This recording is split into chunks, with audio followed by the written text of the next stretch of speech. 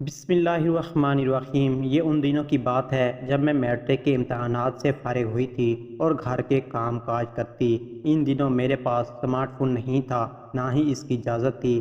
مجھے تو میرے پاس فارغ وقت میں ایک ہی کام ہوتا تھا، وہ تھا ڈائجسٹ پڑھنا، کیونکہ میں نے پنجم کلاس سے ہی ڈائجسٹ پڑھنا شروع کر دیا تھا۔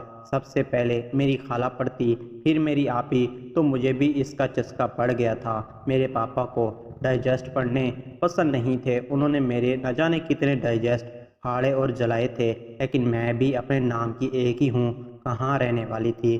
خیر 2018 میں جب میں میٹرک کے امتحانات دے رہی تھی تو مجھے پاپا جو جیب خرچ دیتے امتحانات کے دوران میں کھانے کی بجائے جمع کر لیتی۔ جب امتحانات ختم ہوئے تو آخری پیپر والے دن پیپر دینے کے بعد جب میرا چھوٹا بھائی مجھے لینے گیا تو میں نے اپنے بھائی سے کہا کہ مجھے بازار جانا ہے، تو مجھے لے گیا۔ تو میں نے اولڈ بک سینٹر، جہاں سے سیکنڈ ہینڈ کتابیں ملتی ہیں، اس سے 20 کے 10 پرانے ڈائجسٹ کرن شاہ خواتین کے لے لیے اور گھر آ گئی۔ وہیں ڈائجسٹ میں فارغ وقت میں پڑھتی تھی۔ ایک دن میں کمرے میں چارپائی پر بیٹھ کر پاؤں لٹکا کر بیٹھ کر ڈائجسٹ پڑھ رہی تھی۔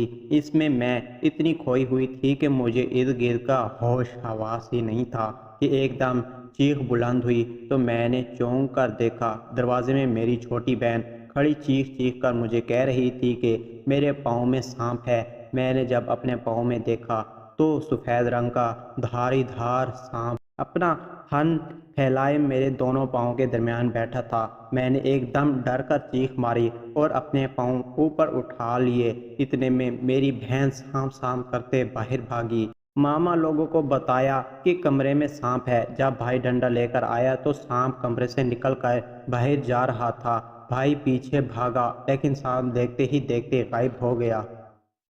لیکن میں بہت ڈر گئی تھی، میں چارپائی پر ہی بیٹھی رہی۔ بھائی نے مجھے حوصلہ دیا اور میری حالت کچھ بہتر ہوئی۔ ہم سمجھے یہ محض اتفاق ہے، اب سانپ نہیں آئے گا، لیکن یہی غلط فہمی تھی، کیونکہ سانپ نے معمول بنا لیا تھا۔ جب بھی میں پاؤں نیچے کر بیٹھتی، سانپ کہیں نہ کہیں نکل کر میرے پاؤں میں بیٹھ جاتا۔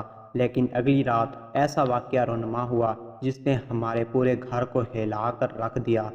ہوا کچھ یوں، ہم سب گرمیوں کے دن تھے، رات کو کھا پی کر سوئے ہوئے تھے۔ رات کو میرا سب سے چھوٹا اور ہم سب کا لاڈلا، ہم سب کی جان جگر محمد علی سویا ہوا تھا۔ اچانک چیخ مار کر بیٹھ گیا اور ہم سب بھی اس کی چیخ سے جاگ گئے اور دیکھا کہ اس نے اپنا پاؤں پکڑ کر چارپائی پر بیٹھا ہوا ہے اور پاؤں سے خون بہت زیادہ بہہ رہا تھا۔ ہم نے پوچھا کہ یہ کیا ہوا ہے تو اس نے بتایا کہ شہزاد میرے پاؤں پر کلہاڑی مار کر دیوار پھلانگ کر بھاگ گیا ہے۔ شہزاد میرا بڑے بھائی سے چھوٹا بھائی ہے اور کلہاڑی وہ پھینک گیا ہے۔ ہم سب یہ دیکھ کر حیران رہ گئے، کیونکہ شہزاد تو تیز بخار میں نیم بے ہوشی کی حالت میں پڑا تھا، لیکن ہم حیران تھے کہ کلہاڑی پر بھی خون تھا اور پاؤں پر بھی۔ کلہاڑی کا گہرا زخم تھا۔ علی کہتا تھا کہ مجھے شہزاد نے کلہاڑی ماری ہے اور وہ دیوار پھلانگ کر بھاگ گیا ہے، لیکن شہزاد تو بخار میں تپ رہا تھا۔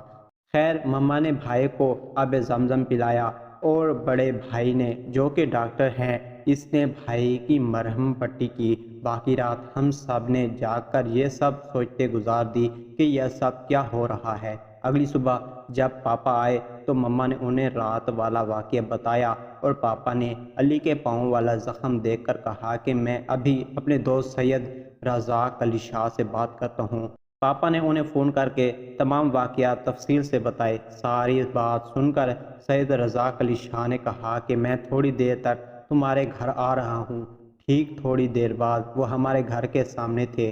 پاپا نے ہم بہنوں سے کہا کہ تم کمرے میں چلے جاؤ، شاہ صاحب نے اندر آنا ہے۔ ہم لوگ ایک کمرے میں چلے گئے تو وہ اندر آ گئے۔ انہوں نے پورے گھر کو اچھے سے دیکھا اور کہا کہ مجھے تمہارے گھر میں جن بھوت قسم کی مخلوق نظر آ رہی ہے، جو تمہیں اور وہ تمہارے بچوں کو نقصان بھی پہنچا سکتی ہے۔ پھر انہوں نے اپنی جیب سے پانی کی بوتل اور تعویذ نکال کر دیا اور کہا اس پانی کو کسی بڑے برتن میں پانی ڈال کر ملاؤ اور خود بھی پیو، بچوں کو پلاؤ اور گھر کے چاروں کونوں میں چھڑک دو۔ اور یہ تعویذ گھر کے کسی پاک صاف حصے میں کیل سے لٹکا دو، اللہ تعالیٰ کے کرم سے یہ سب بھاگ جائیں گے، انشاءاللہ دوبارہ اس طرح کا رخ نہیں کریں گے۔